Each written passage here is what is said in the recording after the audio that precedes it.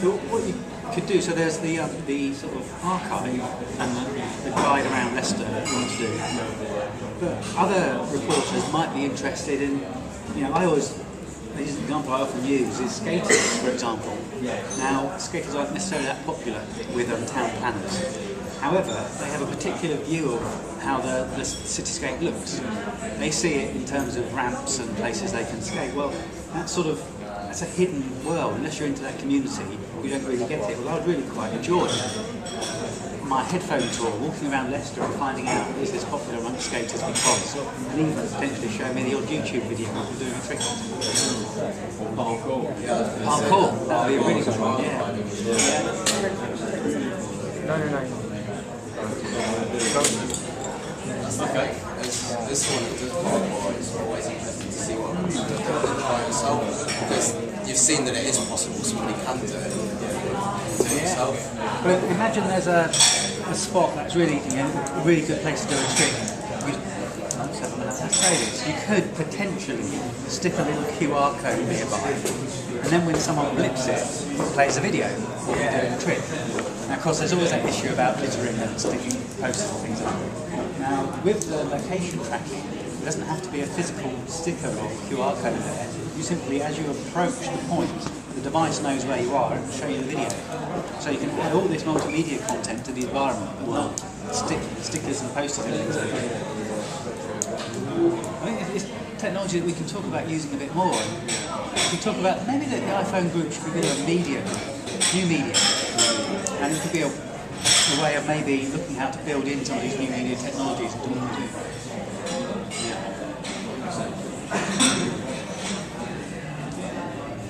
It amazes me like with the planning of community media, when you bang your things out, I'm sitting there in my room with my iPhone.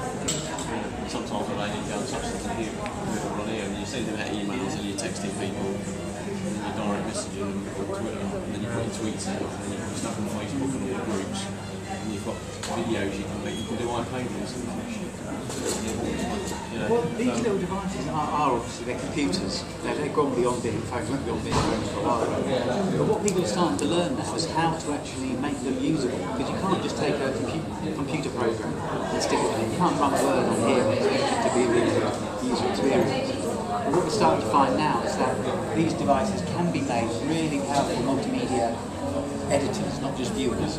And it's just a case of the software designers working out how best to use the device. So on the iPhone now, you have iMovie. Now, iMovie is a great little video editor for people who use it here. Well, you could try and put the entire iMovie on the phone. It could probably run it, but it wouldn't necessarily be very usable. So what they've produced is a lightweight version of iMovie. That is just what you need when you're maybe producing something on your phone. You can put some credits at the front, you can trim, put a fade at the end, all the key features. So you could use iMovie to edit up the movie, and then we'll use the iPhone app to upload it. And you've actually got good production values on something that was completely produced on your phone. And that's the sort of direction we're heading in. Wow. It's quite amazing, really, because you can even do live broadcasting from the mobile device on some of these systems. And I know when I first got involved in producing stuff for the internet, so in the mid-90s now, to do a live internet broadcast would cost you thousands and thousands just to do an evening. And now you turn up with your iPhone, run all these bits of software, and you're streaming live video from a concert, from an event like this. It's not really costing you anything because the bandwidth is built into your contract. Well, we can run away and imagine all these wonderful things we do, but what we can also do is ground it in. If you've got an audio trail at Leicester, or you produce one, something's done in the workshop, take an afternoon to use MPedia to make it live, and then it's then available on the mobile device or on the website. So the tools actually make it a lot quicker to do these things.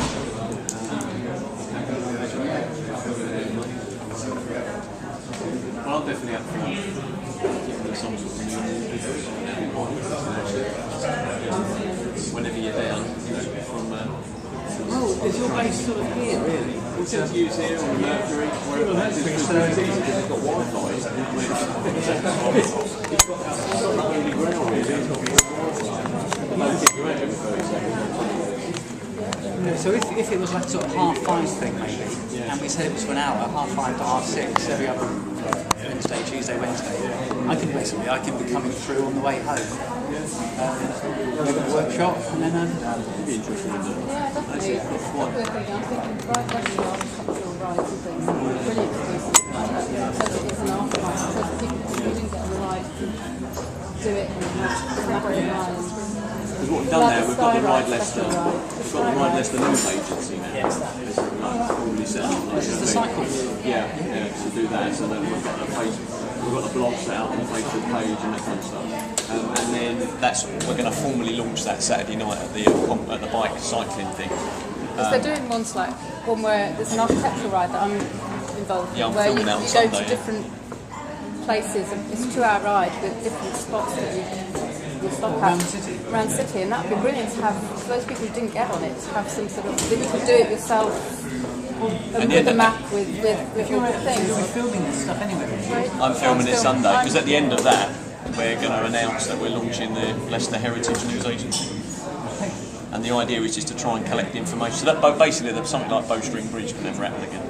You know what I mean? So because there's a lot of information there as well, and you've pulled it together from a lot of different sources, it then don't just become about architecture being lost because the local pub shouts about it. It's about that we should be shouting about it, about the architecture and the fact that there's a local whole pub. as well. Yeah. You realise that all these things add up to something even bigger. Appreciate it for it. That would fit quite well with that. Well, this technology is definitely available to you. Interactive trade.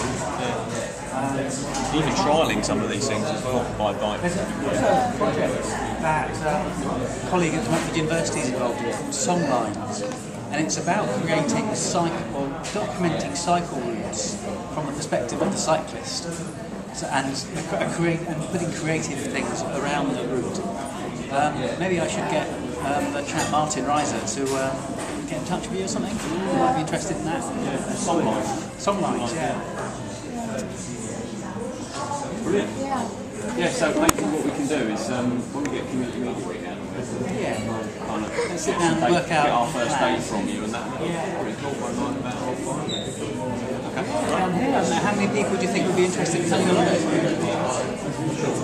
5:30 a good time for you? Yeah. Mate, thanks very much.